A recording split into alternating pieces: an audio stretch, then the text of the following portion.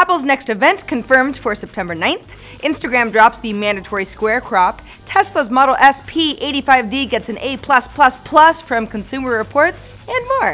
It's Thursday, August 27th, and this is Crunch Report.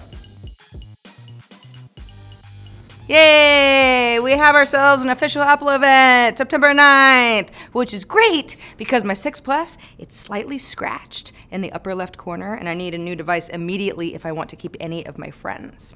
Now, the invite that Press got just says, "Hey Siri, give us a hint," which means exactly nothing when it comes to rumors that we may not only get a new iPhone announcement, but possibly a new Apple TV, maybe a new iPad model as well.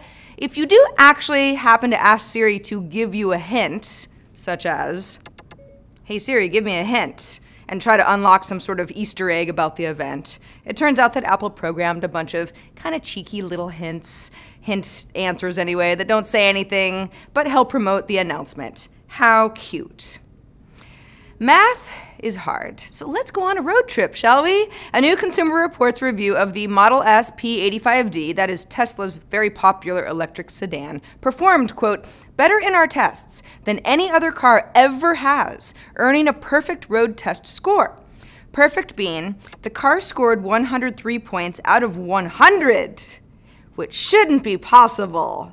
Consumer Reports love the P85D insane mode acceleration, that's 0 to 60 in 3.5 seconds. It's terrifying.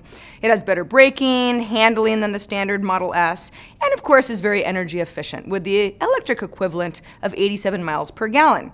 They did not love, however, the price tag. $128,000 is just too much for most of us. The 200-ish, sometimes a little bit better mile range, is limiting for long trips. And it's not as opulent as some other luxury vehicles. But they still gave it 103 out of 100, so I really don't see how anybody's complaining about anything. It used to be cool to be forced into square cropping on Instagram, right? You know, you had to get creative, it has to be a square. But now, because with so many third-party apps, 1 in 5 photos or videos on Instagram now shows up with white space around them, either vertically or horizontally, because people like me are not gonna compromise our creative moonshots for anybody. So today, Instagram for iOS and Android is like, okay, whatever, do what you want. So you can upload a photo or video and now choose a format button on the left to post either landscape or portrait, photo, or video, as well as the old-fashioned square from the olden days. Now, you might not care about the artsy quality of your Instagram photos, but at least the new feature means you don't have to think about what you're gonna have to crop out later when you snap a photo outside of the app. Also in this update, which is very cool, all the filters on Instagram now apply to both videos and photos. They used to be separate collections, now they're universal. I recently had a heated debate with some friends on a Slack channel about, of all things, whether or not it's okay to bring the phone into the bathroom with you. Now, all you toilet readers who say it's fine, you've got some company. According to a new study from Adobe, 42% of Americans use bathroom breaks to check their email. Now, Adobe isn't just obsessed with actual potty time. The number is part of a bigger study that the company did to look at trends in email usage. Adobe has an email marketing service called Campaign, so it's in their wheelhouse. 91% of respondents said that they check email at work. That's not surprising. 87% check their work email at home. 70% check their email while watching TV. And half the respondents said that they check their email in bed and while on vacation. 18% said while driving. That's bunch of savages. Now here's what was weirdest to me though. Millennials are defined as ages 18 through 34, check their email more often than any other age group, which is kind of surprising. I thought they were all using Snapchat by now. Want to hear another report? Good, here we go.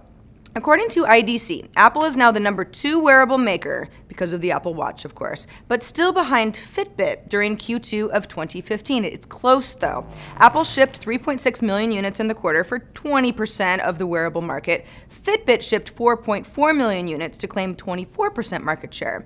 In total, 18.1 million wearables shipped in the quarter, which is a huge, massive 223.2% increase over the 5.6 million units shipped in Q2 of last year. IDC does note, though, that the Apple Watch is still pretty new. It's only in 16 geographic markets, and that retailers are starting to see big Apple Watch sales as well.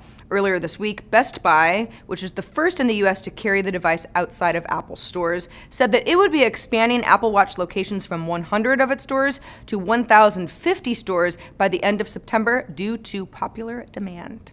And that is the report for today. I'm Sarah Lane. Crunch Report airs Monday through Friday at 7 p.m. Eastern, 4 p.m. Pacific, right here on TechCrunch.com. We'll see you tomorrow.